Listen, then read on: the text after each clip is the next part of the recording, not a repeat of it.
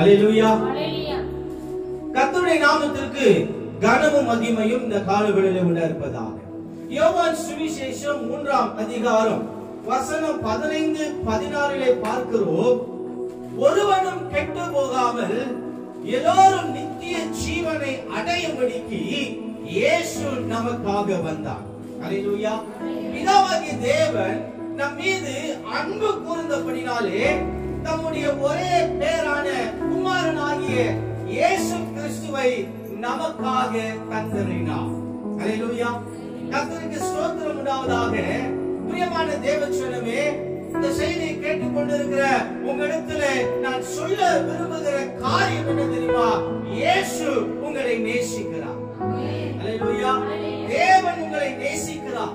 தேவன் உங்க மேல பாசமா இருக்கிறாரு. தேவன் உங்க மேல அக்கறையா இருக்கிறாரு. தேவன் உங்களை விசாரிக்கிறவரா இருக்கிறாரு. தேவன் உங்களுக்காக எதையும் செய்கிறவரா இருக்கிறார். அல்லேலூயா. அல்லேலூயா. வேதம் சொல்லுகிறது 1 கொரிந்தியர் புத்தகத்துல 13ஆம் அதிகாரம் 8வது வசனத்தை வாசிக்கிற பொழுது, அன்பிற்காகவே வேதத்திலே எழுதப்பட்ட அதிகாரம் 1 கொரிந்தியர் 13ஆம் அதிகாரம். அல்லேலூயா. அதனுடைய 8வது வசனத்தை வாசிக்க கேட்போம். அன்பு ஒரு காலமும் ஒழியாது. அல்லேலூயா. எடுத்து கண்ணா எடுத்து வாசிங்க. பிரீத்தியு. ஆமென். அல்லேலூயா. அல்லேலூயா. அன்பு 1 கொரிந்தியர் 13ஆம் அதிகாரம் 8வது வசனம் சொல்லுகிறது, அன்பு ஒரு காலமும் ஒழியாது. அல்லேலூயா. எந்த அன்பு ஒழியாது? தேவ அன்பு ஒழியாது. அல்லேலூயா. உங்க மேல கர்த்தர் வச்சிருக்கிற அன்பு ஒழியாது. கர்த்தர் உங்க மேல வச்சிருக்கிற அன்பு அழியாது. கர்த்தர் உங்க மேல வச்சிருக்கிற அன்பு மாறாது. கர்த்தர் உங்க மேல வச்சிருக்கிற அன்பு உங்களை கைவிடாது.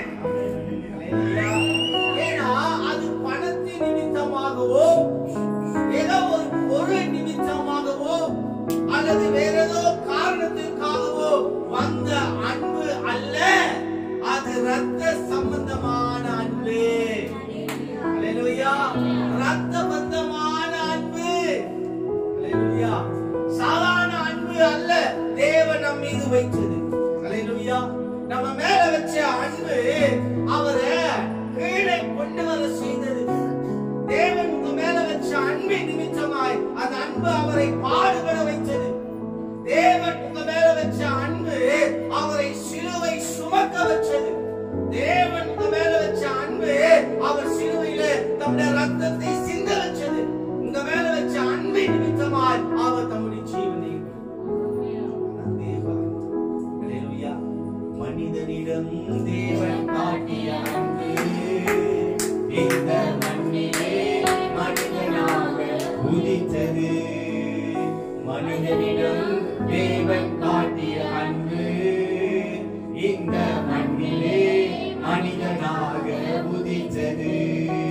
அன்பு அன்பு அன்பு தேவ அன்பு அன்பு அன்பு அன்பு அன்பு அன்பு அன்பு அன்பு அன்பு மனிதனிடம் தேவன் காட்டிய அன்பு இந்த மண்ணிலே மனிதனாக உதித்தது. அல்லேலூயா. அல்லேலூயா. பிரியமான தேவச்சனமே, இன்னைக்கு தேவன் உங்களிடத்தில் எதிர்பார்க்கிற ஒரே ஒரு காரியம் என்ன தெரியுமா? அது அன்பு மட்டும். அல்லேலூயா. கர்த்தராகிய தேவன் உங்களிடத்தில் எதிர்பார்க்கிறது பணமோ பொருளோ அல்லது வேற ஏதோ அல்ல. இன்னைக்கு தேவன் உங்களிடத்தில் எதிர்பார்க்கிற ஒரே ஒரு காரியம் அது அன்பு மட்டும். அல்லேலூயா. கர்த்தர் அன்பை மட்டும்தான் உங்களிடத்தில் எதிர்பார்க்கிறாரு. கர்த்தர் உங்களை மட்டும்தான் நேசிக்கிறார்.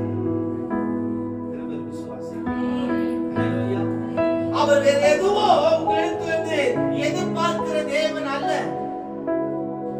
உங்களிடத்திலிருந்து தேவனுக்கு எதுவும் தேவையில்லை. அவர் உங்ககிட்ட முழுக்க முழுக்க எதிர்பார்க்கிற ஒரே ஒரு காரியம்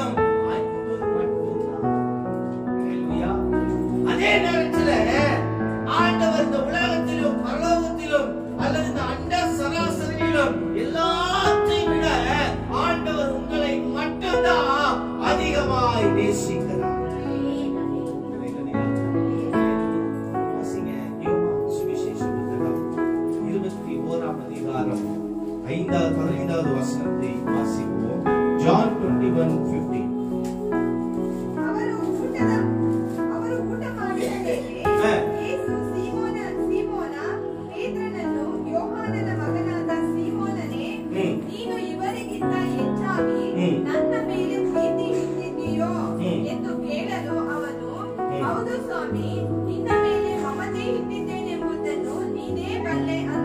ஆமென். ஹல்லேலூயா. தமிழ்ல வாசிங்க.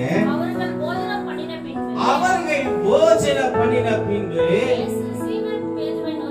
இயேசு சீமோன் பேதுருவை நோக்கி யோனாவின் குமாரனாகிய சீமோனே, இவர்களிலும் அதிகமாய் நீ என்னிடத்தில் அன்பாய் இருக்கிறாயா? அதற்கு பேதுரு சொல்லுகிறார், ஆம் ஆண்டவரே, நான் உம்மை நேசிக்கிறேன் என்பதை நீர் அறிவீர் என்றார். அவர் என் ஆட்டுக்குட்டிகளை பிரியமான தேவச்சனமே, கர்த்தர் சொல்றாரு, கவனிங்க, யோனாவின் குமாரனாகிய சீமோனே, இவர்களிலும் அதிகமாய் நீ என்னை நேசிக்கிறாயா, என் மீது அன்பாய் இருக்கிறாயா என்று சீமோனிடத்திலே பேதுருவிடத்திலே கர்த்தர் கேட்டது போல இந்த காலவெளியில உங்களிடத்திலே என் ஆண்டவராகிய இயேசு கிறிஸ்து கேட்கிறார். இவர்களிலும் அதிகமாய் நீ என்னை நேசிக்கிறாயா? உன் மனைவியை காட்டிலும், உன் கணவனை காட்டிலும், உன் பிள்ளைகளை காட்டிலும், உன் ஐஸ்வர்யத்தை காட்டிலும், உன்னுடைய வருமானத்தை காட்டிலும், இந்த உலகத்தில் இருக்கிற எல்லா மேன்மைகளை காட்டிலும் அதிகமாய் நீ என்னை நேசிக்கிறாயா? என் மகனே, என் மகனே என்று சொல்லி இன்றைக்கு இந்த செய்தி கேட்டுக் கொண்டிருக்கிற ஒவ்வொருத்திடத்திலும் ஆண்டவராய் இயேசு கிறிஸ்து கேட்டுகிறார். ஹல்லேலூயா. நாம் என்ன பதில் வைத்திருக்கிறோம்? என்ன சொல்ல போகிறோம்? பேதுரு போல சொல்ல முடியுமா? ஆம் ஆண்டவரே, இந்த உலகத்திலே உள்ளவை எல்லாவற்றை காட்டிலும், என் குடும்பத்தை காட்டிலும், எல்லாவற்றிற்கும் மேலாய் உம்மை நான் நேசிக்கிறேன் ஆண்டவரே, உம்மை நான் அன்பு கூறுகிறேன் ஆண்டவரே என்று எத்தனை பேரால இருதயத்திலிருந்து சொல்ல முடியும்?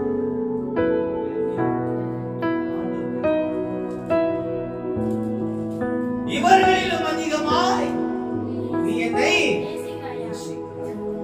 முதல் முறை ஆண்டவர் கேட்கிறார் பேதுருகிட்ட, ஆம் ஆண்டவரே நேசிக்கிறேன். இரண்டாவது முறை இயேசு கேட்கிறாரு, நீ என்ன நேசிக்கிறாயா? அப்போ பேதுரு பெருசா என்ன செய்யல, எடுத்துக்கல. ஏன்னா அதனுடைய ஆழம், அதனுடைய அர்த்தம், அதனுடைய மீனிங், டீப்பான மீனிங் என்ன என்பதை பேதுரு அறியாம ஏதோ ஆண்டவர் கேஷுவலா கேட்கிறாரு. இவனும் கேஷுவலா என்ன பண்றாரு? ஆமா ஆண்டவரே நான் நேசிக்கிறேன். இரண்டாவது முறை கேட்கிறாரு, மகனே நீ என்ன நேசிக்கிறாயா? மூன்றாவது முறை இந்த வார்த்தை பேதுருவிடத்திலே இயேசு கேட்டார். நான் காரணம் சொல்றேன் தேவ பிள்ளைகளே, பேதுரு கிட்ட 3 வாட்டி தான் ஆண்டவர் கேட்டாரு. ஆனா நம்ம கிட்ட 3000க்கும் மேற்பட்ட நேரங்களில தினந்தோறும் கேட்டுக்கொண்டிருக்கிறார். ஒவ்வொரு நேரத்திலும் கேட்டுக்கொண்டிருக்கிறார். ஒவ்வொரு காலத்திலும், ஒவ்வொரு சூழ்நிலையிலும் ஆண்டவர் இததான் கேட்கிறாரு. என் மகனே, எனக்கு அது கொடுங்கப்பா, எனக்கு இது கொடுங்க ஆண்டவரே, எனக்கு அந்த ஆசீர்வாதம் வேணும், இந்த ஆசீர்வாதம் வேணும், என் வாழ்க்கையில அது நடக்கணும், இது நடக்கணும் என்று சொல்லி நித்தம் ஓயாமல் என்னை நோக்கி கேட்டுக் கொண்டிருக்கிறாயே, என்னை நேசிக்கிறாயா? ஆண்டவர் கேட்கிறாருங்க. 3 முறை பேதுருகிட்ட கேட்டாரு. ஆனா நம்ம கிட்ட ஆண்டவர் நித்தம் கேட்டுக்கொண்டே இருக்கிறார். என்னை நேசிக்கிறாயா, என்னை அன்பா இருக்கிறாயா என்று சொல்லி இயேசு இருக்கிற ஒவ்வொருத்தரையும் பார்த்து அவர் கேட்டுக்கொண்டிருக்கிறார். 3வது முறை இந்த வார்த்தை கேட்ட உடனே பேதுருவின் உள்ளம் உடைந்தது. அவன் மிகவும் துக்கப்பட்டான் என்று வேதம் சொல்லுகிறது. உள்ள உடைஞ்சிருச்சு.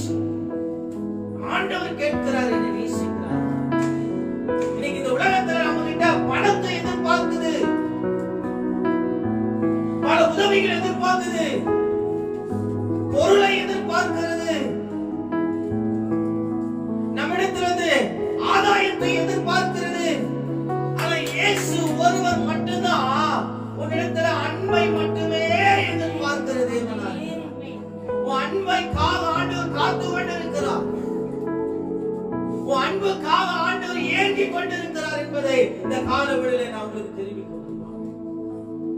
பேதுருவின் உள்ளம் உடைந்தது, அவன் துக்கப்பட்டான். ஆனா இன்றைக்கு நாம கர்த்தருடைய இருதயத்தை உடைத்துக் கொண்டிருக்கிறோம், கர்த்தருடைய இருதயத்தை துக்கப்படுத்திக் கொண்டிருக்கிறோம், கர்த்தரை வேதனைப்படுத்திக் கொண்டிருக்கிறோம். இந்த உலகத்தை விட, இந்த உலகத்தினுடைய காரியங்களை விட அதிகமாய் கர்த்தரை நேசிக்க வேண்டிய நாம மாறா என்ன செய்யறது தெரியுமா? கர்த்தரை விட இந்த உலகத்தையே, இந்த உலகத்தினுடைய காரியங்களையே மேலாய் நாம் அன்பு கூறுகிறோம், மேலாய் நாம் நேசிக்கிறோம். அது நம்முடைய ஆண்டவராய் இயேசு கிறிஸ்துவினுடைய இருதயத்தை உடைக்கிற காரியம், அது அவரை துக்கப்படுத்துகிற காரியம், அது அவரை வேதனைப்படுத்துகிற காரியமா இருக்கிறது. நீ எதை அதிகமாய் நேசிக்கிறாய்? எதை அதிகமா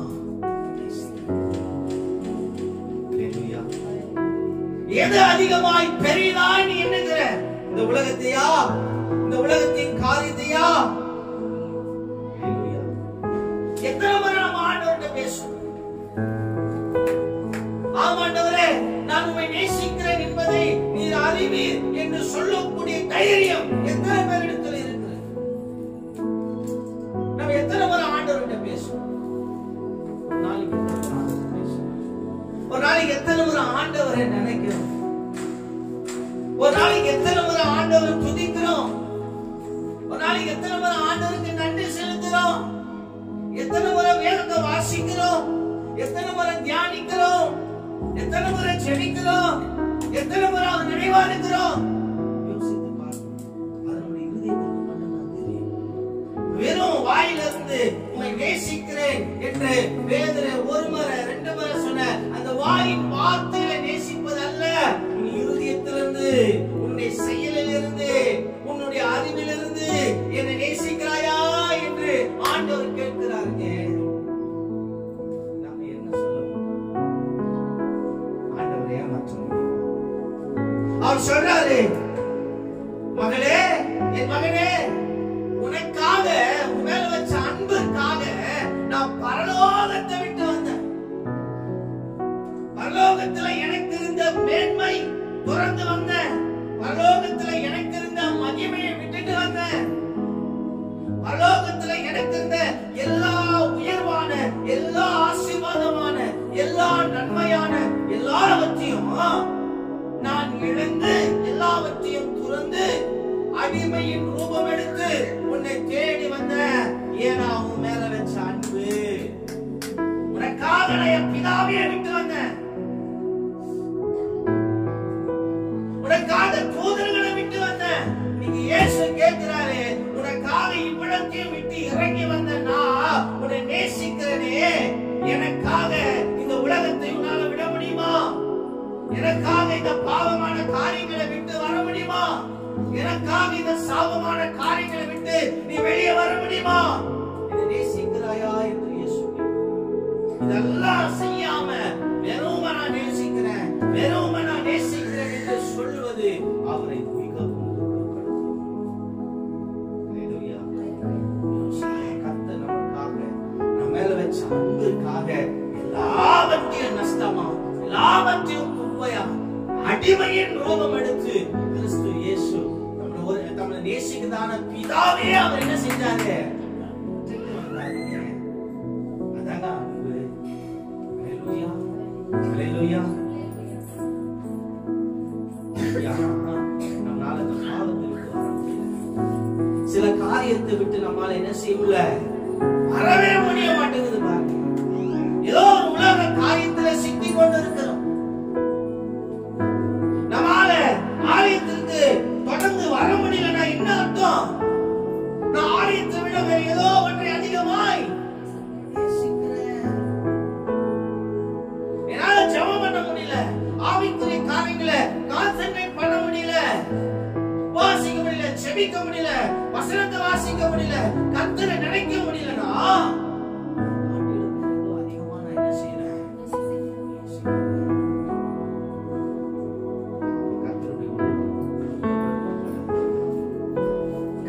இருதயம் உடைக்கப்படுமா? உடைக்கப்படாதா?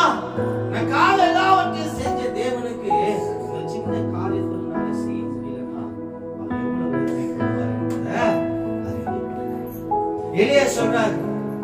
ராஜாக்களின் புஸ்தகத்தை எடுத்து வாசிங்க. 18ஆம் அதிகாரம் 21ஆம் வசனம். 1 Kings chapter 18 verse 21ல எலியா சொல்றாரு, எந்த மட்டும் 2 நினைவுகளால் குந்தி குந்தி நடப்பீர்கள். அப்போ கர்த்தருடைய தீர்க்கதரிசியாகிய எலியா சகல ஜனங்களை பார்த்து ஒரு காரியத்தை அவர் சொல்றார். நீங்க எந்த மட்டும் 2 நினைவுகளால் குந்தி குந்தி நடப்பீர்கள். நல்லா கேட்டுங்க. கர்த்தர் தெய்வமானால் அவர், பாகால் தெய்வமானால் அவனை பின்பற்று. எலியா வைராகியம் கொண்டு சொல்லுகிறதை பார்த்து இவ்வளவு பேசும்போது அதை கேட்டுக்கொண்டிருக்கிற ஜனங்க என்ன சொல்லணும்? உங்களை வந்து அவங்களும் மௌனமா ஒண்ணு சொல்ல. நீங்க எப்படி எதுவுமே சொல்றீங்களோ அதே மாதிரிதான் அவங்கள என்ன செய்யல, ஒண்ணு சொல்ல. அப்படின்னா என்ன அர்த்தம்? அவங்க இருதயத்துல என்ன இருந்துச்சுன்னு அர்த்தம்? எனக்கு 2 வேணும். எனக்கு உலகமும் வேணும், இயேசுவும் வேணும். ஏதாச்சும் ஒன்றை என்னால என்ன செய்ய முடியல, தீர்மானிக்க முடியல. ஜனங்களால ஒன்றும் சொல்ல முடியாத அளவுக்கு அவங்க சமயத்திற்கு ஏற்ற மாதிரி மாறிக்கொண்டே இருந்தாங்க. ஒரு காலத்துல உலகத்தை தேடுவாங்க, உலகத்தை நேசிப்பாங்க, உலக காரியங்களை ஈடுபடுவாங்க. இன்னொரு காலத்துல கர்த்தரை தேடுவாங்க, சபையை தேடுவாங்க, ஜெபம் பண்ணுவாங்க, அதை நாடுவாங்க. இப்படி காலத்திற்கும் சமயத்திற்கும் நேரத்திற்கும் தகுந்த மாதிரி அங்கேயும் இங்கேயுமாக இருக்கிற ஜனங்களை பார்த்துதான் எலியா கேட்கிறாரே, எதுவரைக்கும் 2 நினைவுகளால் வாழ்வீர்கள்? ஏதாச்சும் ஒன்றை தீர்மானிக்க வேண்டிய காலம் இது. ஒன்று கர்த்தர் உனக்கு வேண்டுமானால், தேவ ஆலயம் உனக்கு வேண்டுமானால், பரலோகம் உனக்கு வேண்டுமானால், தேவ அன்பு உனக்கு வேண்டுமானால், ரட்சிப்பு உனக்கு வேண்டுமானால், நித்திய ஜீவன் உனக்கு வேண்டுமானால் கர்த்தரை தெரிந்து கொள். பாவ சந்தோஷம் வேண்டுமா, இச்சை வேண்டுமா, உலக சுகபோகம் வேண்டுமா, ஐஸ்வர்யம் வேண்டுமா, நரகம் வேண்டுமா, நித்திய மரணம் வேண்டுமா, விசுவாசி தெரிந்து எது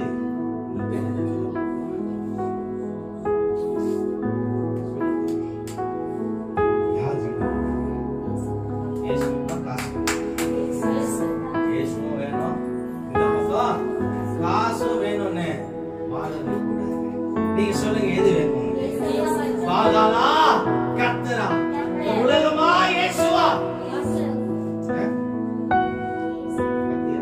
வாயே திறக்க முடிய மாட்டேங்குது. ஏன் வாய் திறக்க முடிய மாட்டேங்குது? 2 வேணும்னு நினைக்கிறீங்களா?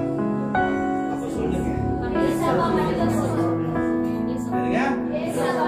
ஏன் அப்ப இந்த உலகம் வேண்டாமா? காசு வேண்டாமா? ஐஸ்வர்யம் வேண்டாமா? வேறு புகழ் பணம் எதுவுமே வேண்டாமா? பாவம் வேண்டாமா? இச்சைகள் வேண்டாமா? பாவ சந்தோஷம் வேண்டாமா? மோசம் பாவ சந்தோஷம் அனுபவிக்கக்கூடிய சகல காரியங்களை கிடைத்த போதிலும் அது வேண்டாம். தேவ பிள்ளைகளோட துன்பத்தை அனுபவிப்பதே கர்த்தரே மோசே தெரிந்து கொண்டாரையா. அதனாலதான் இன்னைக்கு இயேசு கூட இருக்கிறார். யாரு? மரித்தோம், இயேசுவோட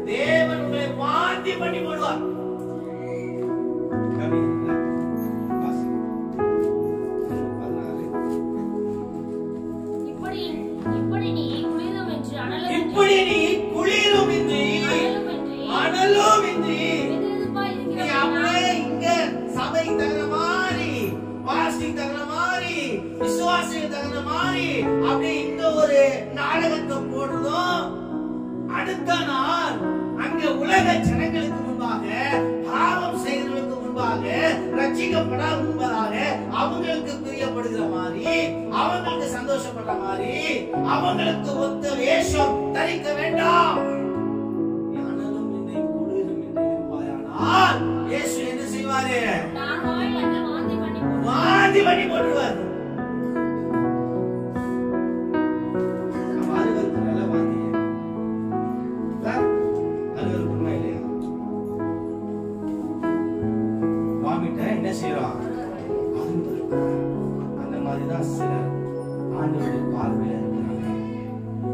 சில ஆத்மா கர்த்தருடைய பார்வையில் எப்படியா இருக்குது?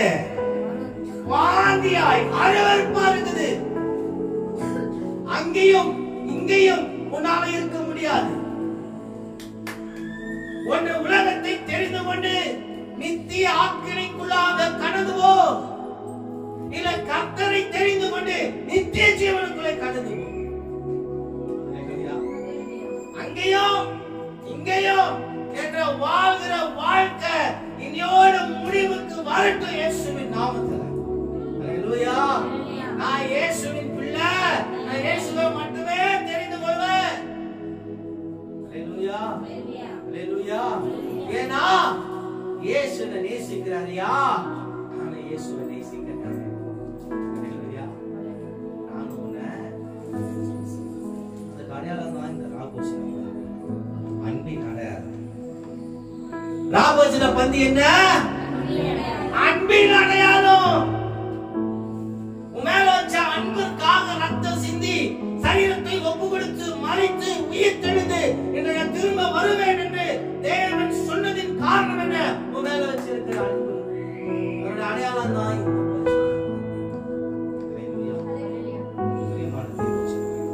உலக அன்பு கர்த்தருடைய அன்புக்கும் வித்தியாசம். உலக அன்புக்கும் கர்த்தருடைய அன்புக்கும் வித்தியாசம். நீ வாசி பாருங்க. மத்திய எழுதின சுவிசேஷ புத்தகம் 24ஆம் அதிகாரம் 12வது வசனம். Matthew chapter 24 verse 12. அக்கிரமம் மிகுதி ஆவதினால் அநேகருடைய அன்பு என்ன செய்து? இதான் மனுஷனுடைய அன்பு, இதான் உலகத்தினுடைய அன்பு. அது தனிந்து போகும். எதிர்பார்க்கிற காரியம் உங்ககிட்ட இல்லாமல் போகும்போது, எதிர்பார்க்கிற காரியம் உங்ககிட்ட குறையும் போது அவங்க அன்பு என்ன செய்யும்? செய்திகள்லாம் கேட்கணும்ல. தமிழ்நாட்டுல பிரியாணிக்காக, பிரியாணி கடைக்காரனுக்காக கணவனையும் பிள்ளைகளையும் ரசம் வச்சு கொண்டுட்டாங்க. எதற்காக? பிரியாணி மேல வச்ச அன்புக்காக, பிரியாணி கடைக்காரன் மேல உள்ள அன்புக்காக. பிள்ளை பெத்த ரெண்டு பிள்ளை, ரெண்டு பிள்ளையும் கொண்டுட்டாங்க. இதுதான் உலக அன்பு. இதுதான் இன்னொரு இடத்துல பார்த்தோம்.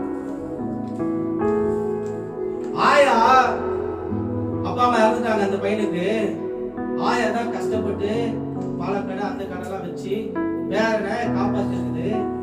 அந்த பேரனை கஞ்சா பழக்கத்துக்கு அடிமையாட்டு அப்பப்போ காசு எடுத்து போவான். ஒரு கட்டத்துல பாட்டி என்ன செய்யல, கொடுக்க நீ கொடுத்தா கஞ்சா அடிச்சுட்டு நீ கெட்டு போற, வீணா போறா, வேண்டாடான்னு சொல்லி அவ்வளவு சொல்லியும் அவன் கேட்காம வளர்த்த பாட்டியை அடித்து கொண்டு சுருக்கு போயிருந்த காசு எடுத்து போய் கஞ்சா அடிச்சு.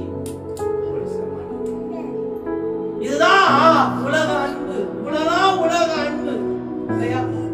குடிக்காக எத்தனை பேர் பொண்டாட்டி பிள்ளைங்க அடிக்கிறாங்க, குடிக்காக திருடுறாங்க, குடிக்காக என்னென்ன காரியங்கள் வேணாலும் செய்யறாங்க, போதைக்காக என்ன வேணாலும் செய்யறாங்க. இதுதான் உலக அன்பு. இந்த அன்புக்காக தான் நம்ம ஓடுறோம். சர்ச்சை விட்டு ஓடுறோம், ஜபத்தை விட்டு ஓடுறோம், கர்த்தரை விட்டு ஓடுறோம், எல்லாத்தையும் விட்டு ஓடுறோம். எதுக்கு? தனிந்து போகிற அன்பை தேடி ஓடுற, உன்னை ஏமாத்துற, உன்னை வஞ்சிக்கிற உலகத்தின் அன்பை நாடி ஓடுகிற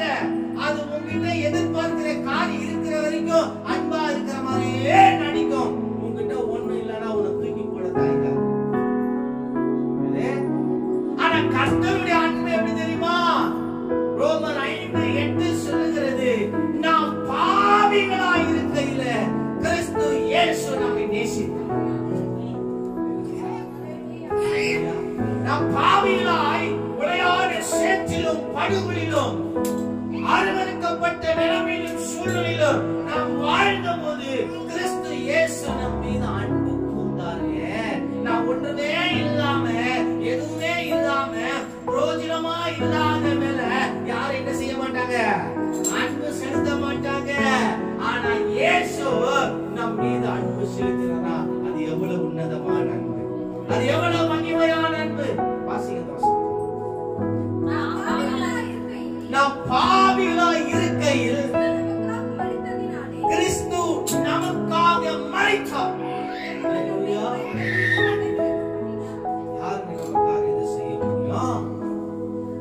யார் நமக்காக இதை செய்ய முடியும்? பாவிகளாய் இருக்கும்போது, பாவினா என்ன அர்த்தம் தெரியுமா? தேவனுக்கு விரோதமாய் இருக்கும்போது, தேவனுக்கு எதிராய் இருக்கும்போது, தேவனை துக்கப்படுத்தும் போது, தேவனை என்ன செய்யுது? கோபம் மூட்டுகிற செயல் பாவம். அந்த பாவத்தை செய்கிறவர்களை தேவன் அழிக்க வேண்டும். ஏன்னா வேதம் சொல்லுகிறது ரோமர் 6:23 பாவத்தின் சம்பளம் மரணம். ஆனா பாவிகளை கிறிஸ்து நேசித்து அந்த மரணத்தை தான் ஏற்றுக்கொண்டார்.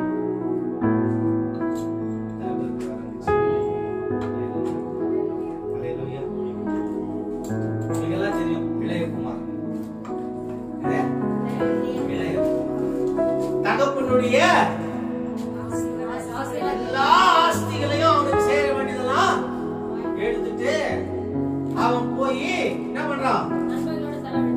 துன்மார்க்கமாய் பாவ காரியத்தில் ஈடுபட்டு என்ன செய்யறான்? அவன் கொண்டு போன எல்லா ஆஸ்திகளையும் இழந்தான். கடைசியில் என்ன பண்ணா?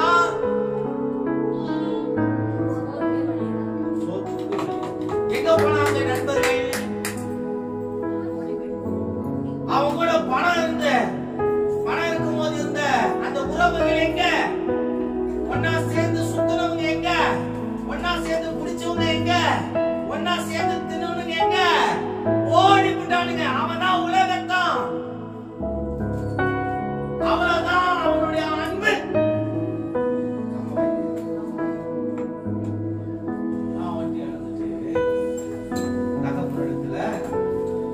என்ன பண்றாரு? பாவிகளாய் இருக்கையில் கிறிஸ்து இயேசு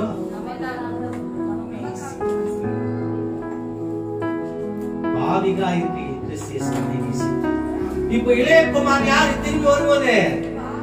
மகனா பாவியா? பாவி. போகும்போது யாரு? மகன். இப்ப திரும்பி வரும்போது யாரு? பாவி. இப்ப பாவிக்கு சம்பளம் என்ன? பாவத்துக்கு சம்பளம் என்ன? மரணம். தகப்பன் அவனுக்கு மரணத்தை கொடுத்துட்டான். ஆனா அது பதில் என்ன கொடுத்தா தெரியுமா? வஸ்திரத்தை கொடுத்தாராம். அப்புறம் மோதிரத்தை கொடுத்தாராம். அப்புறம் பாதரட்சைகளை கொடுத்தாராம். அப்புறம் ஆடடிச்சு விருந்து பண்ணாரு. அப்புறம் கோலி அடிச்சாரு.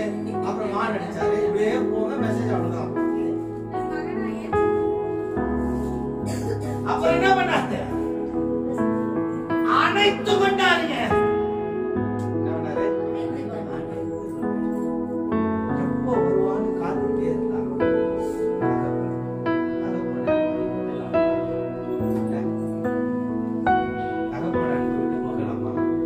எப்போ மகன் வருவான்?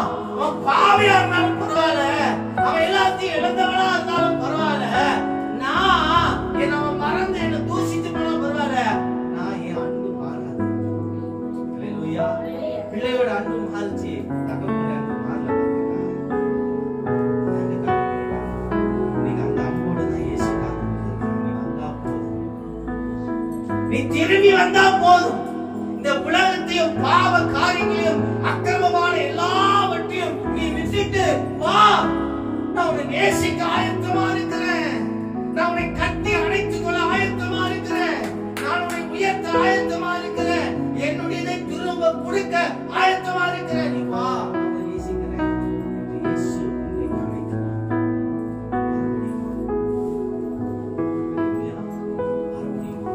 இளையகுமாரன்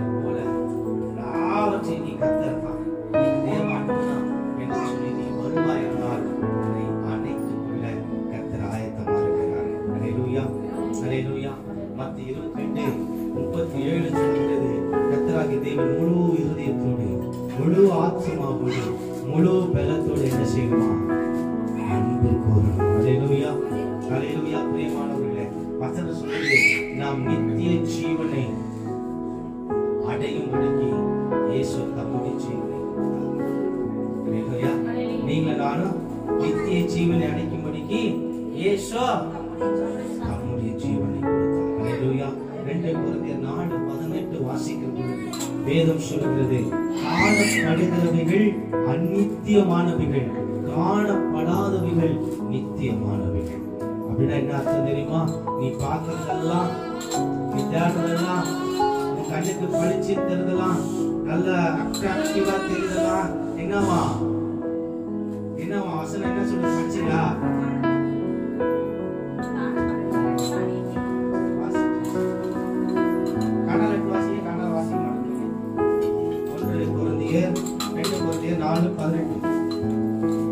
கணால் எடுத்து வாசிங்க.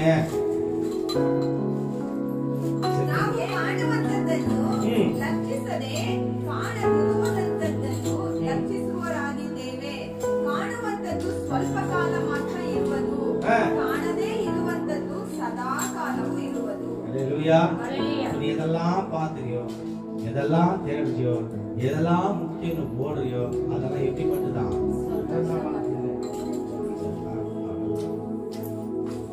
பார்க்காத ஒரு பரலோகம் இருக்கு. அல்லேலூயா. ஆபிரகாம் மடி இருக்கு, கர்த்தருடைய சமூகம் இருக்கு, அதுதான் நித்தியமானது. பார்க்கறத நம்பி நீ ஏமாத்துறது, ஆத்மாவை கெடுத்துக்காத. இளையகுமார் பார்த்ததெல்லாம் ஆசையனால எல்லாவற்றையும் ஓடிட்டான் இல்ல. ஆனா அதெல்லாம் என்னவா? கொஞ்ச காலம். ஆத்மாவை கெடுத்துறாது. இயேசு வருவதற்கும் கொஞ்ச காலம் தான் இருக்கு. அல்லேலூயா. 2 கொரிந்தியர் புத்தகத்துல அதே 5ஆம் அதிகாரம் 1 வசனத்தை வாசிங்க. ನಮ್ಮ ದೇಹವೆಂಬ ಕೂಡಾರವು ಕಿತ್ತು ಹಾಕಲ್ಪಟ್ಟರು, ದೇವರಿಂದುಂಟಾಗದ ಒಂದು ಕಟ್ಟಡವು ಪರಲೋಕದಲ್ಲಿ ನಮಗುಂಟೆಂದು ಬಲ್ಲೆವು. ಅದು ಕೈಯಿಂದ ಕಟ್ಟಿದ್ದ ಮನೆಯಾಗಿರದೆ ನಿತ್ಯವಾಗಿರುವಂತದ್ದಾಗಿದೆ. அல்லேலூயா. வசனம் என்ன சொல்லுமா? நமக்கு நாமெல்லாம் போய் சந்தோஷமா வாழ்வதற்கு பரலோகத்துல ஒரு வீட்டை தேவன் நமக்கு வைத்திருக்கிறார். அல்லேலூயா. சொந்தமா ஒரு வீடு நம்ம பேர்ல இருக்கு. ஆண்டவர் ரெஜிஸ்டர் பண்ணி. ஆமென், ஆமென். சொந்த வீடு இல்ல, கவலையே படாதீங்க. அல்லேலூயா. சொந்த வீடு இல்லனே கவலையே பட மாட்டேன். எனக்கு நித்திய வீடு. அது நான் இப்பொழுது பார்க்கிறேன், ஆனா அது நித்தியமானது. நான் பார்க்கிற இந்த வீடு நித்தியமானது. பார்க்காத ஒரு வீடு பரலோகத்தில் இருந்துச்சு. அதான் நித்திய ஜீவனை உடையவர்கள் அந்த வீட்டுல கர்த்தரோடு கூட மகிழ்ச்சியாய் சந்தோஷமா இருப்பாங்க. பிரியமான தேவச்சனமே, நாம் ஒருவரும் கெட்டு போகாமல் நித்திய ஜீவனை அடைய வேண்டும் என்பதற்காக பிதாவாகிய தேவன் நம்முடைய ஒரே பேரான குமாரனாகிய கர்த்தராகிய இயேசு கிறிஸ்துவை நம்மிடத்தில் அனுப்பினார். நம் மீது அன்பு கூர்ந்தபடினாலே. அல்லேலூயா, அல்லேலூயா. அப்போ கெட்டு போகக்கூடாது. கெட்டு போகக்கூடிய காரியங்கள் நம்ம வாழ்க்கையில நிறைய இடத்துல வரும். கெட்டு போகிற காரியங்கள் இந்த உலகத்துல நிறைய காணப்படும். அது எல்லாவற்றின் மேலும் கண்களை செலுத்தி, அது எல்லாவற்றின் மேலும் இருதயத்தை செலுத்துவாயானால் உன் ஆத்மா கெட்டு போய் நரகத்திலே தள்ளப்படும். பிரியமான தேவச்சனமே, உலகம் அல்ல, கர்த்தருடைய அன்புதான் நிலையானது. கர்த்தருடைய அன்புதான் உண்மையானது. கர்த்தருடைய அன்புதான் உன்னதமானது. அல்லேலூயா. அவர் உங்களை நேசிக்கிறார், நாமும் கர்த்தரை நேசிக்க வேண்டும். அல்லேலூயா.